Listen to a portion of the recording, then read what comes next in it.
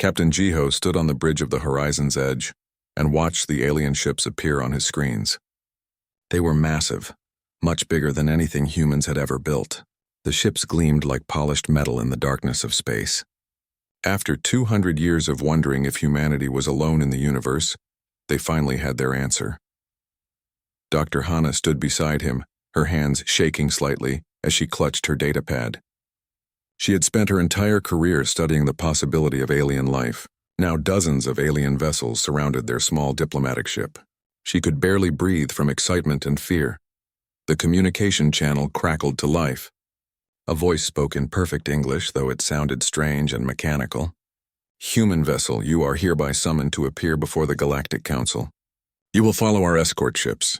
Jiho looked at Ambassador Sora, who nodded slowly. They had no choice but to comply. The horizon's edge followed the alien ships deeper into space, traveling for 3 days until they reached a structure that took Jiho's breath away. It was a space station the size of Earth's moon, built from materials that seemed to glow with their own light. Inside the council chamber, Sora led the human delegation. The room was enormous, with seats arranged in circular tiers that rose toward a domed ceiling. Alien beings of every imaginable shape and size filled those seats. Some had scales, others had fur. Some floated in tanks of liquid, while others seemed to be made of pure energy. Sora counted 47 different species before she stopped trying. At the center of the chamber sat the Velcrin representatives.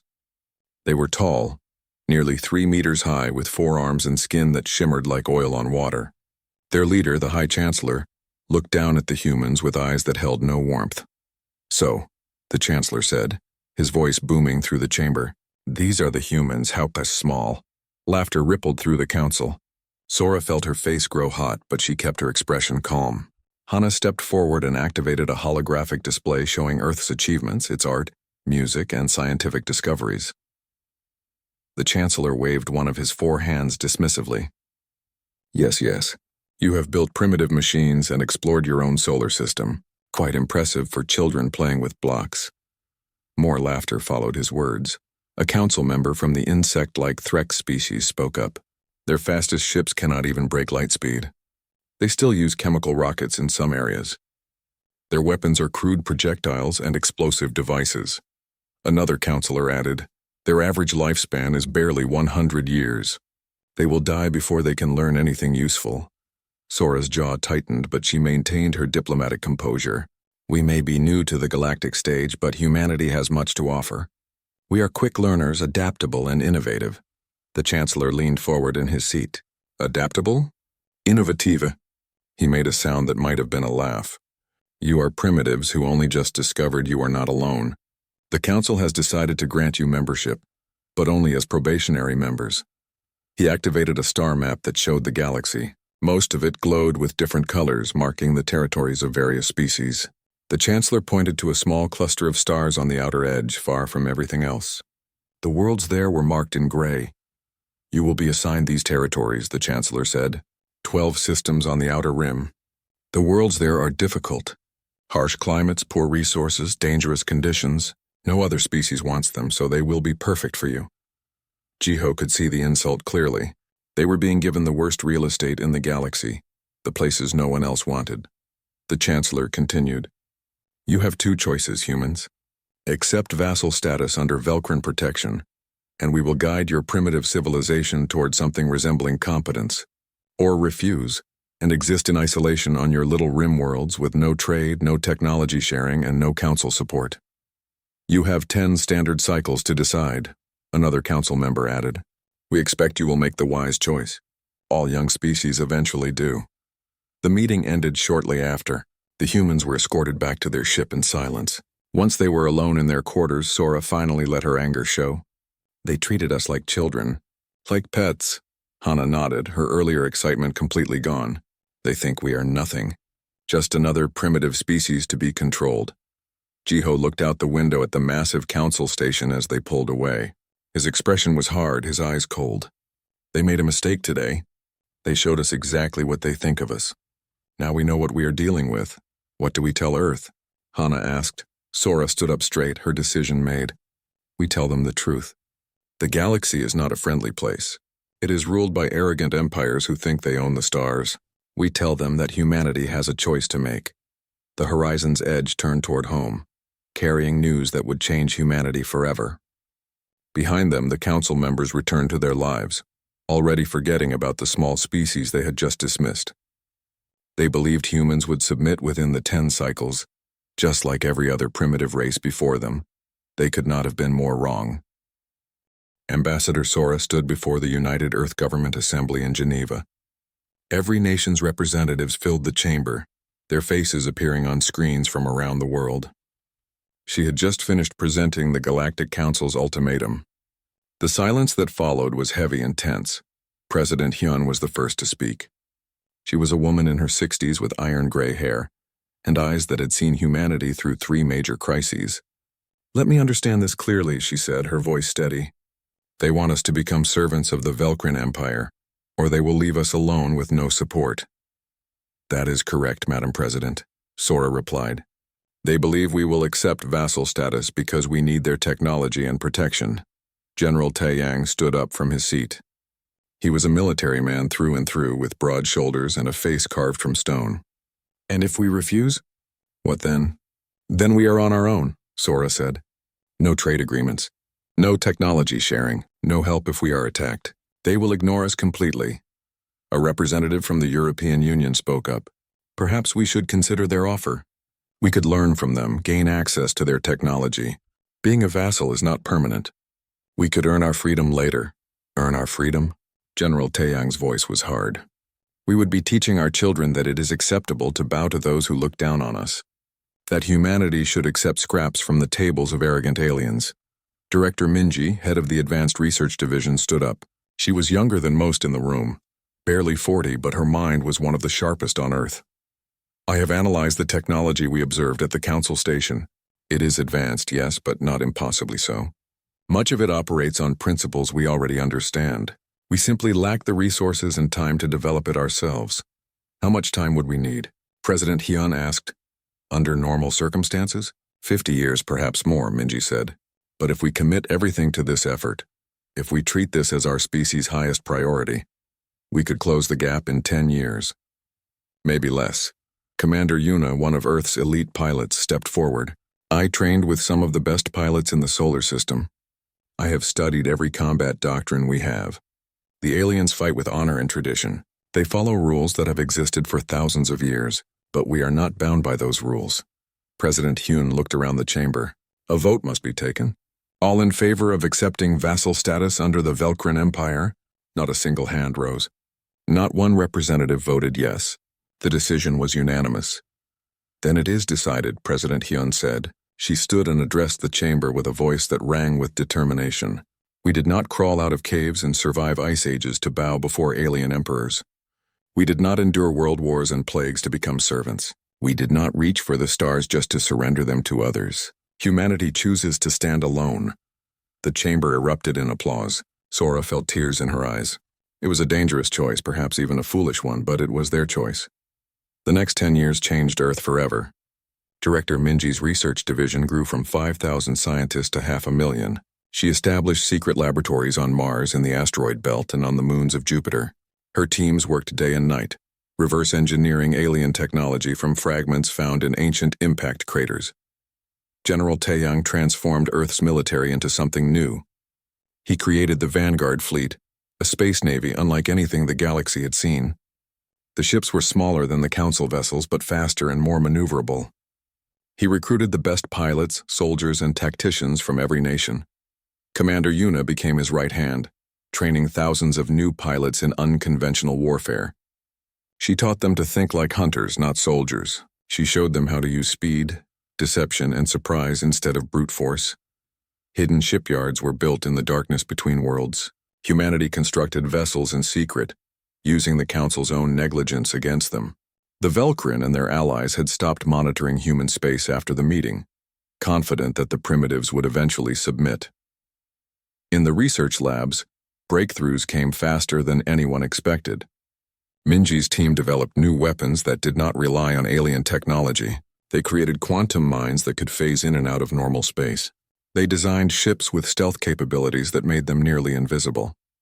President Hyun addressed the world on the 9th year of preparation.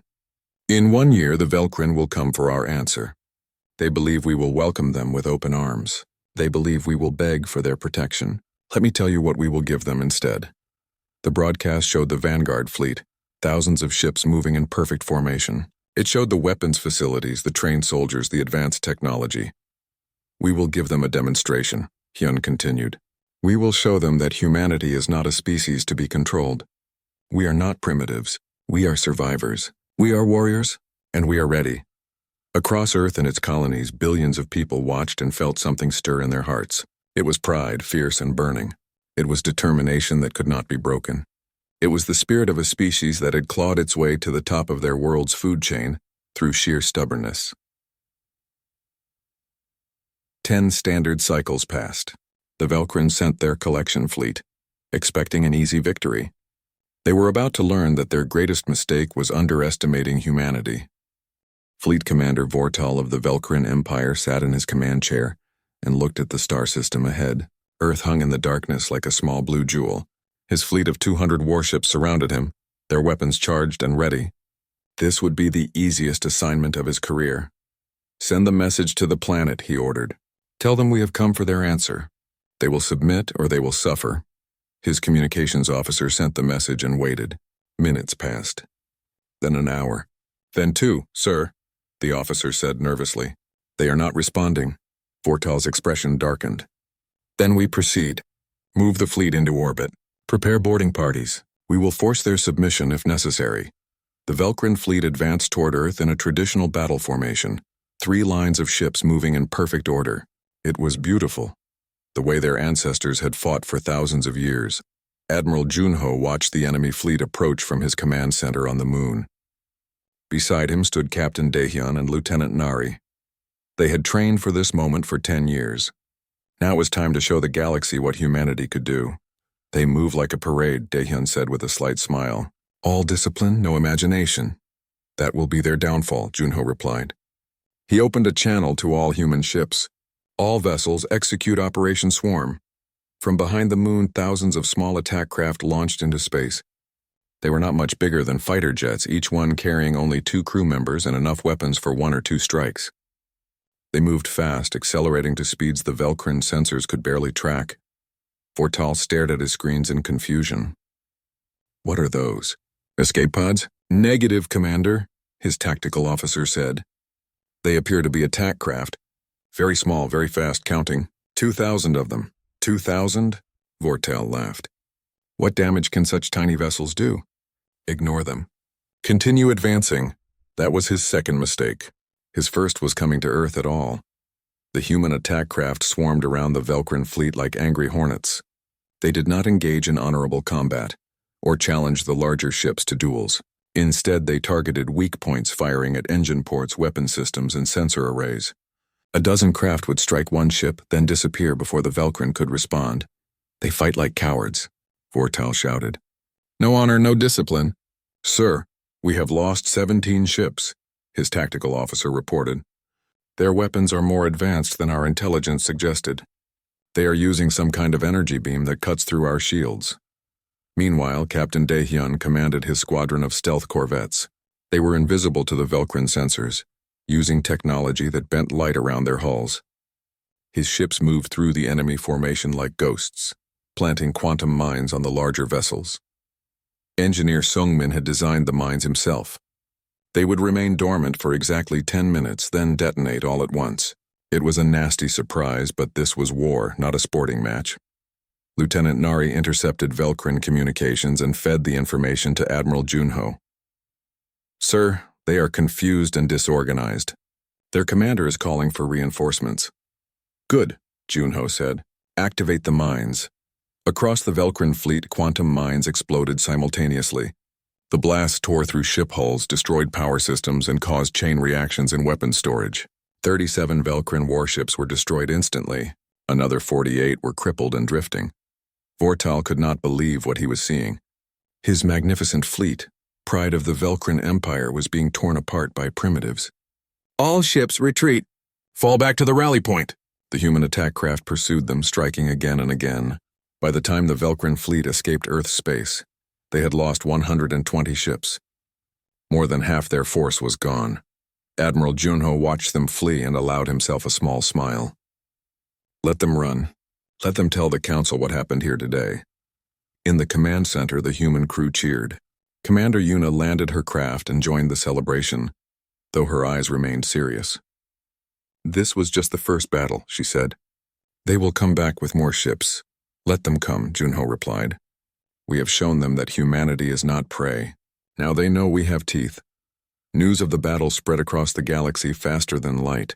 The Velkrin Empire, which had never lost a battle in 3,000 years, had been humiliated by a species that supposedly could not even achieve light-speed travel. In the council chamber, the High Chancellor slammed his fists on his seat. This is impossible. Those primitives should have surrendered. How did they destroy so many ships?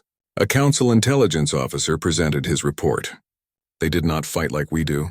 They used small, fast ships that avoided direct combat. They employed stealth technology and planted mines. They attacked weak points instead of engaging our shields directly. They fought dishonorably. Dishonorably? The Chancellor's voice was a roar. They fought smart. And we were fools. Another council member spoke up, her voice cold. The Velkrin Empire demands satisfaction. This insult cannot stand. We must respond with overwhelming force, the council voted. It was decided. They would assemble the combined fleet, the largest military force the galaxy had seen in 500 years. 15,000 warships from 30 different species would crush humanity once and for all. On Earth, Admiral Junho received the intelligence report about the council's decision.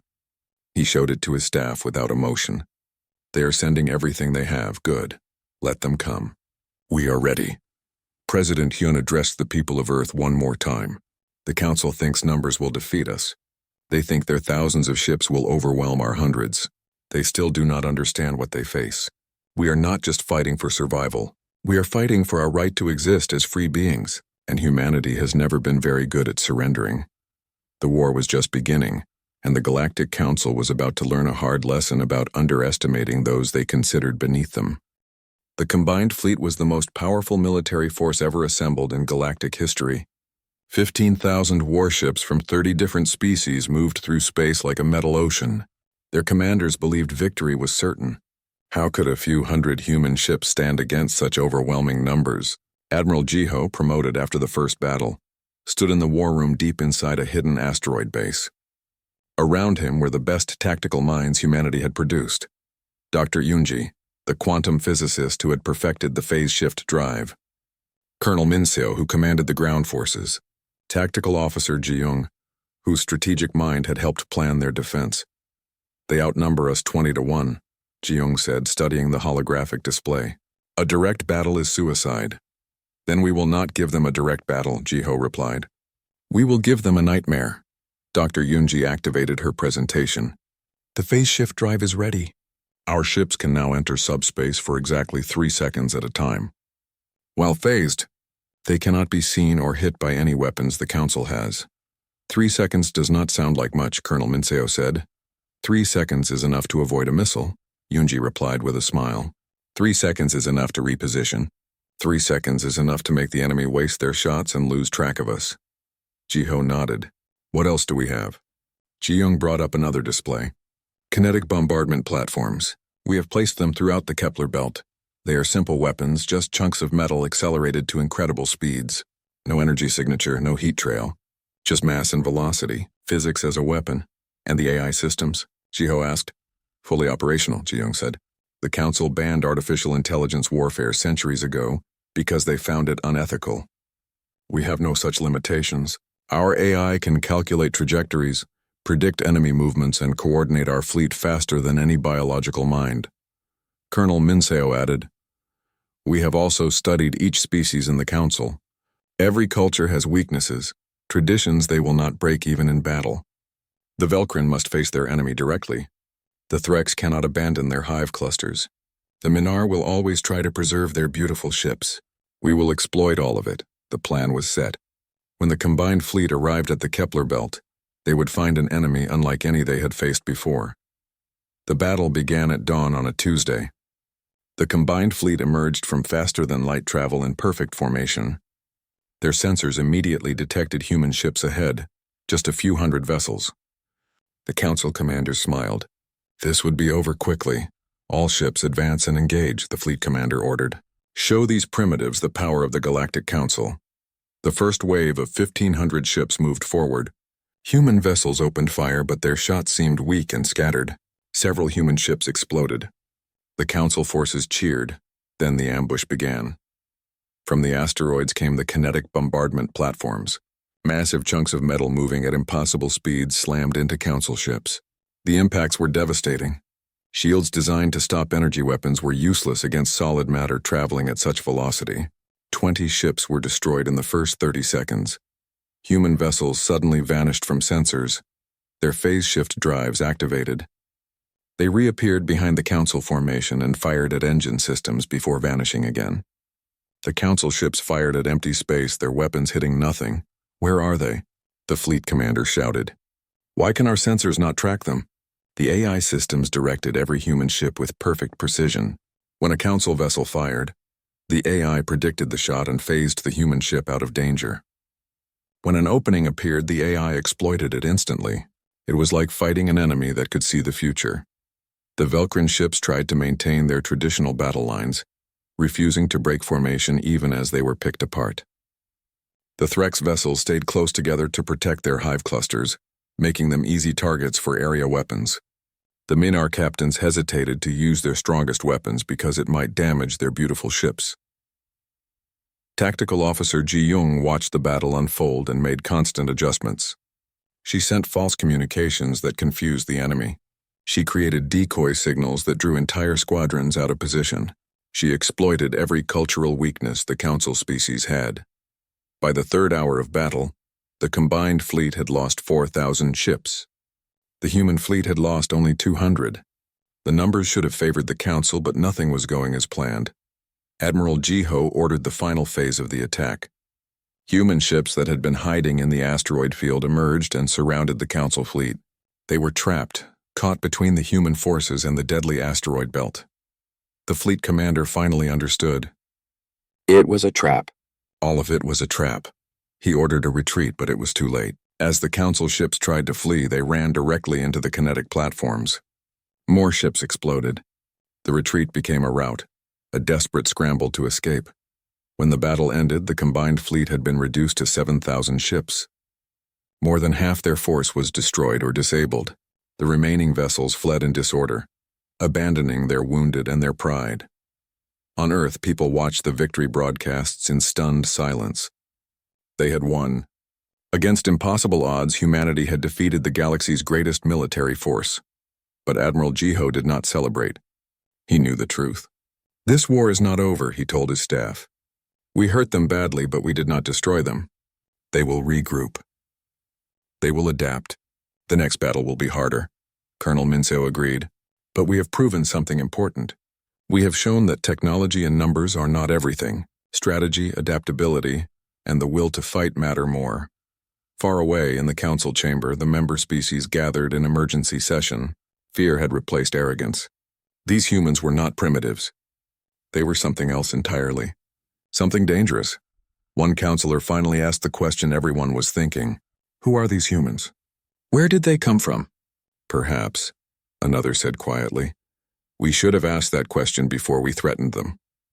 The Galactic Council's Intelligence Division finally decided to study Earth's history properly. They had dismissed humanity as primitives without truly understanding them. That mistake had cost them thousands of ships and tens of thousands of lives. Now as the war continued, they needed to know what they were really fighting. Lead researcher Kelvin, a member of the scholarly Ethon species, took charge of the investigation. His team spent weeks analyzing every bit of information they could gather about Earth. What they found disturbed them deeply. Kelvin stood before the emergency council session and activated his presentation.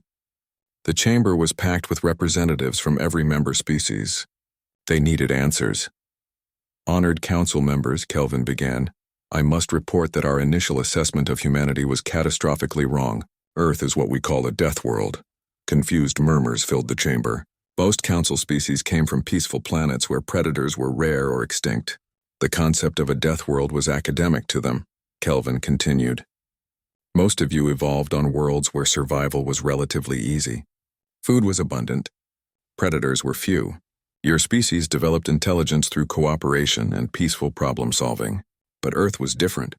Earth was a planet of apex predators.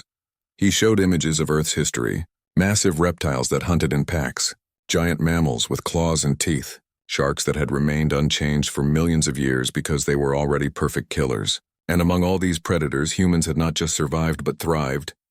Humans are persistence hunters, Kelvin explained. They do not have claws or venom or armor. What they have is endurance and intelligence. They would chase prey for hours, sometimes days, until the animal collapsed from exhaustion. They learned to make weapons from stone and bone. They learned to work in groups to bring down creatures 10 times their size. Agent Hyun-woo, a human intelligence officer, had secretly provided information to council reformists. His leaked files now appeared on Kelvin's presentation. They showed something even more disturbing than Earth's predators. But the truly shocking discovery, Kelvin said, his voice shaking, is not what humans did to other species. It is what they did to each other. The presentation showed Earth's wars, thousands of years of human conflict, battles that killed millions, weapons designed specifically to kill other humans in the most efficient ways possible. Chemical weapons, biological weapons, nuclear weapons that could destroy entire cities. They have been at war with themselves for their entire recorded history, Kelvin said. Over 10,000 years of almost constant conflict. Every human child grows up learning about war. Their entertainment includes war. Their games simulate war. Their sports are often ritualized combat. They have turned warfare into an art form. A council member from the peaceful Orion species stood up, her voice trembling. This is madness. Why would any species constantly fight itself? How did they not go extinct? Because they learned, Kelvin replied. Every war taught them new lessons. Every conflict made them better at strategy, tactics, and survival. They studied the wars they lost and the wars they won. They wrote books about warfare. They built schools to teach warfare. The humans have names we should all remember. Sun Tzu, Alexander, Napoleon, Patton. These were masters of warfare whose teachings are still studied thousands of years later.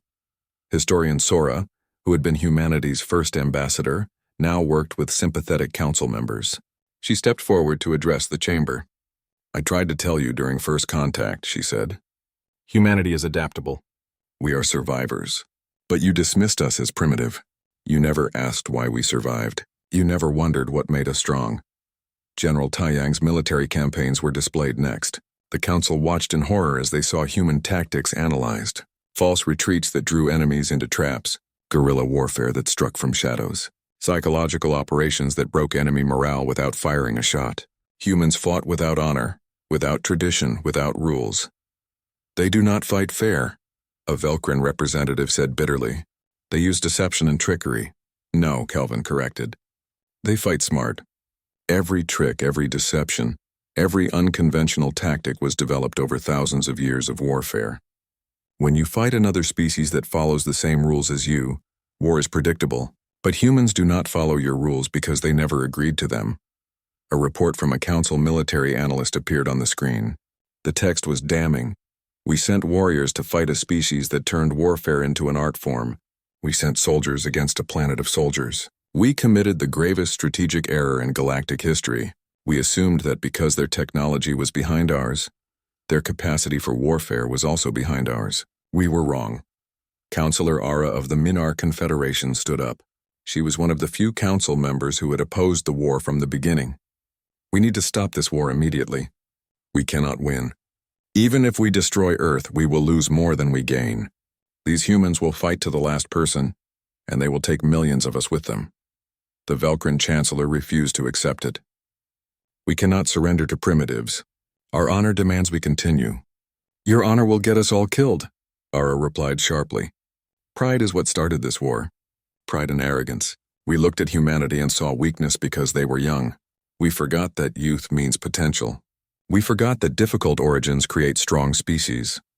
The leaked files from Agent Hyun-woo included one more shocking piece of information. Human ships were now approaching Council territory. General Taiyang's fleets had not just defended Earth. They had gone on the offensive.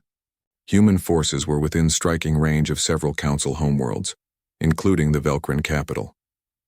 The chamber erupted in panic. If humans attacked their homeworlds, billions would die. The Council's greatest military force had failed to stop them. What hope did civilian worlds have? Kelvin's final slide appeared. It was a quote from an ancient human philosopher. Those who cannot remember the past are condemned to repeat it. The lesson is clear, Kelvin said quietly. We judged humanity without understanding them. We threatened them without knowing what they were capable of. And now we face a species that has spent 10,000 years perfecting the art of war.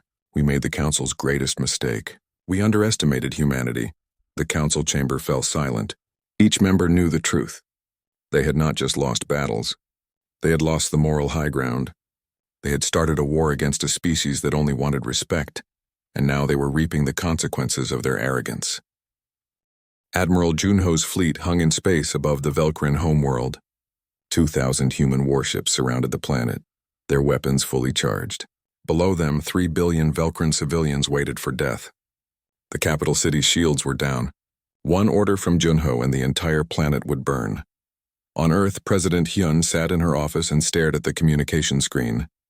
She had the power to end the Velcrin Empire forever. One command, and humanity's greatest enemy would be erased from existence. She thought about all the humans who had died in this war. She thought about the insults and the arrogance the Council had shown her people.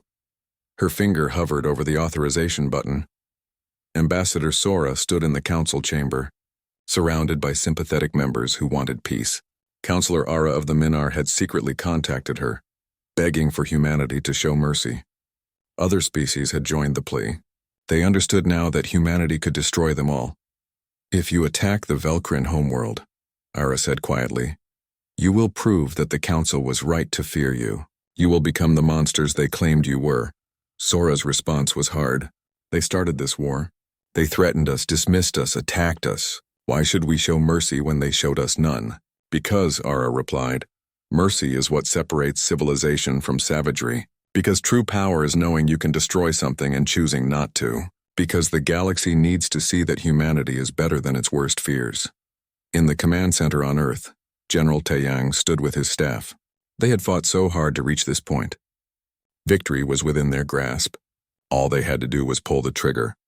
Colonel Minseo spoke what many were thinking. If we destroy the Velcrin homeworld, the other Council species will surrender immediately. The war ends today, and tomorrow? Taeyang asked. What happens tomorrow when the galaxy looks at us and sees only killers? When every species lives in fear of humanity? When our children inherit a galaxy that hates and fears them? Admiral Junho received a communication request from the Velcrin High Chancellor himself. The same leader who had mocked humanity during first contact now begged for his people's lives. His voice was broken, all arrogance gone. Please, the Chancellor said. I know we deserve this. I know we brought this upon ourselves. But 3 billion innocent Velcrin are on that planet. Children who never voted for war. Families who never wanted this. Kill me if you must, but spare them. Junho did not respond immediately. He looked at the planet below, so similar to Earth. Blue oceans, white clouds, cities that glowed in the darkness. He thought about what made humanity different from the Council species. It was not just their ability to wage war. It was their ability to choose peace. Humanity does not make war on children, Junho finally said. He opened a channel to all his ships. All vessels, weapons cold.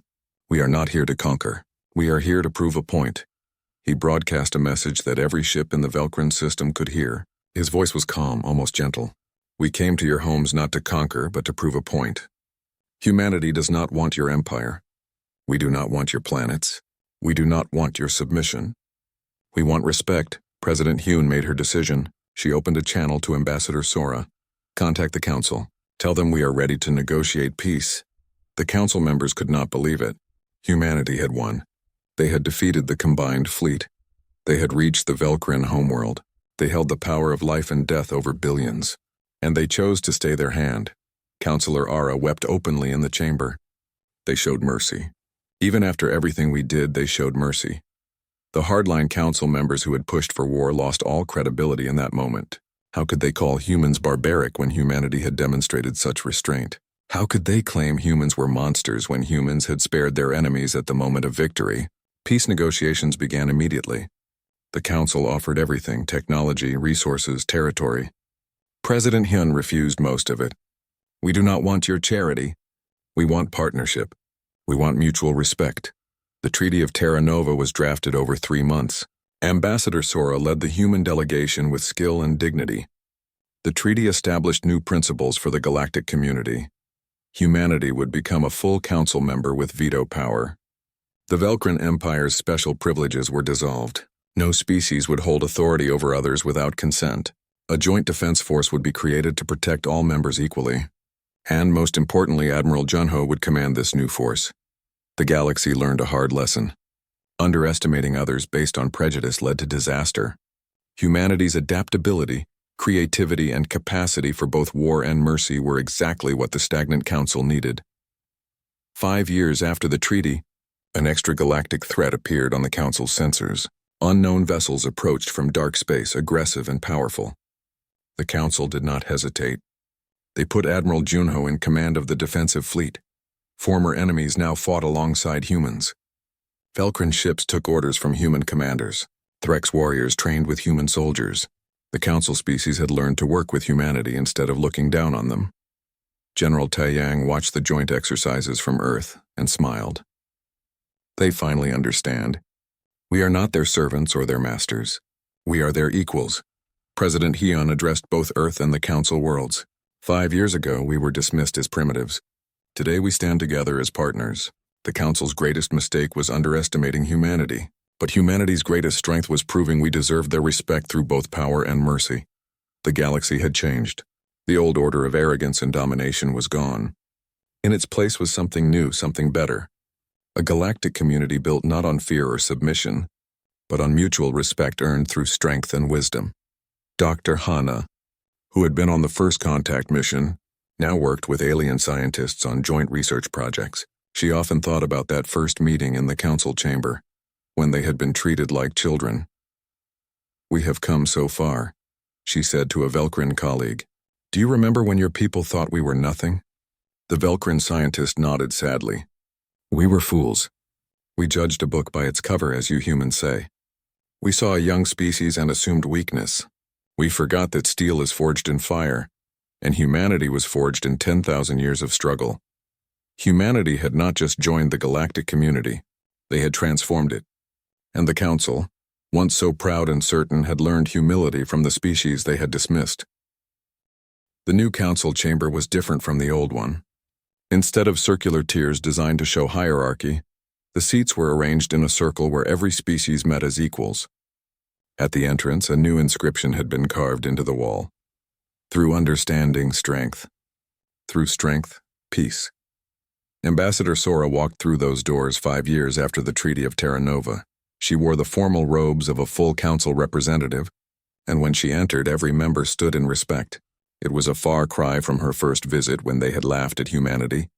The meeting was called to address the extragalactic threat.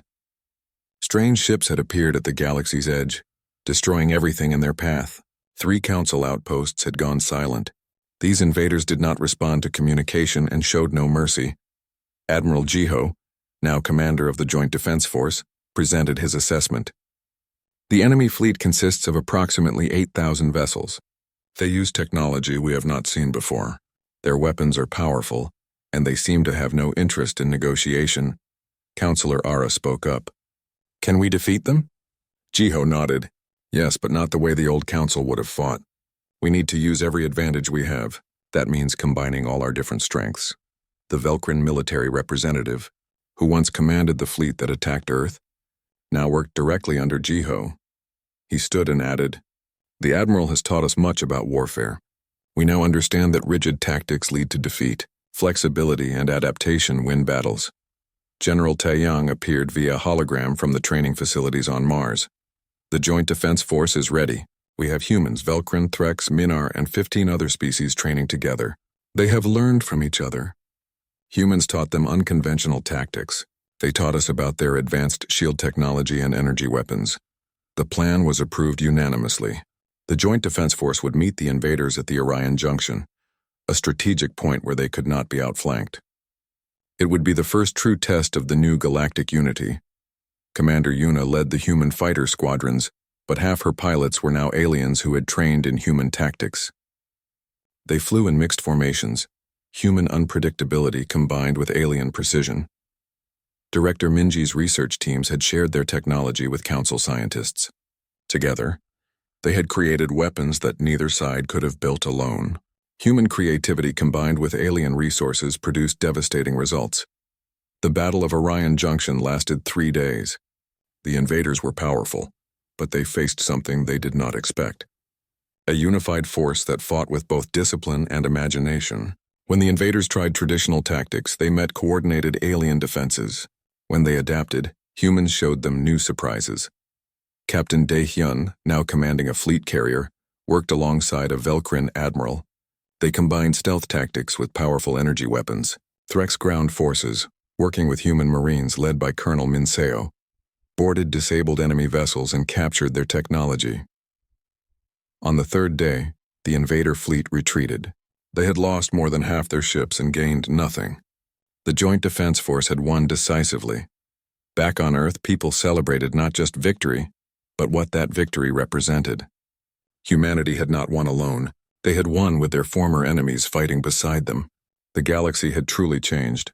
President Hyun, now in her 70s, addressed both Earth and the Council worlds one final time before her retirement. 10 years ago, the Galactic Council made a mistake. They looked at humanity and saw weakness. They thought youth meant inferiority, but we showed them something important. We showed them that diversity makes us stronger. She paused, her voice growing stronger. Humanity did not save the galaxy alone. We saved it together. Every species brought something valuable. The Velcrin brought honor and strength. The Minar brought wisdom and beauty. The Threx brought loyalty and precision, and humanity brought adaptability and the refusal to accept defeat. The camera panned to show humans and aliens working together in cities across Earth and throughout the galaxy. Mixed crews on starships, joint research facilities, cultural exchanges. The future was no longer divided into human and alien. It was simply galactic. Dr. Hana stood in her laboratory with scientists from a dozen different species. They were working on peaceful applications of the technology developed during the war. Medicine that could cure diseases affecting multiple species.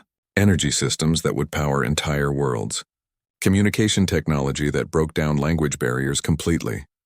This is what I always dreamed first contact would be, she said to her Ethan colleague. Not war, but cooperation. Not domination, but partnership. The Ethan nodded. Perhaps the war was necessary. Not because violence is good, but because it taught us all humility. The Council needed to learn they were not superior. Humanity needed to prove they were not inferior. And we all needed to see what we could accomplish together. Tactical Officer Ji-young, now teaching at the Joint Military Academy, trained cadets from across the galaxy. She taught them not just human tactics, but the philosophy behind them. Never underestimate your opponent, she told her class. Never assume you know everything. Never let pride blind you to reality. These are the lessons the old council failed to learn. A young Velcrin cadet raised his hand. Teacher Ji-young, why did humans show mercy when they could have destroyed us? Ji-young smiled. Because true strength is not about destruction. True strength is knowing you have power and choosing to use it wisely. The council thought power meant domination. Humanity showed them that power means choice. Ambassador Sora stood before the council one last time before her own retirement. The chamber was filled with representatives who respected her, even loved her. She had guided humanity through its most difficult period and helped create a better galaxy. I remember my first time here, she said softly. I remember the laughter, the dismissal, the arrogance. I remember thinking that we would never be accepted. But I was wrong, not because the council changed overnight, but because both sides learned. She gestured to the inscription above the entrance. Through understanding, strength, we came to understand each other, truly understand, and that understanding made us strong. Through strength, peace. We proved our strength, and that strength gave us peace. Not the peace of submission, but the peace of equals. The council members stood and applauded. It was a sound that would have been impossible 10 years ago. Admiral Junho, preparing for his next patrol with the Joint Defense Force, looked at the mixed crew on his flagship. Humans, Velcrin, Threx, Minar, and others, all working together seamlessly. They were not just soldiers following orders. They were comrades who trusted each other with their lives.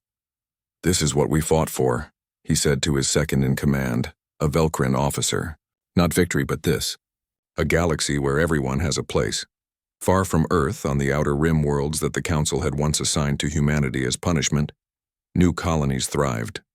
Those harsh, difficult worlds had been transformed, and other species drawn by human determination had joined them. The Outer Rim was no longer a punishment. It was a symbol of what cooperation could achieve. The Council's greatest mistake had been underestimating humanity. But that mistake had led to something greater. A new galaxy, built on respect rather than fear, on partnership rather than domination, on the understanding that every species had something valuable to contribute. Humanity had not conquered the galaxy. They had joined it, transformed it, and helped it become something better. And in doing so, they had earned not just a place among the stars, but the respect of every being who shared those stars with them.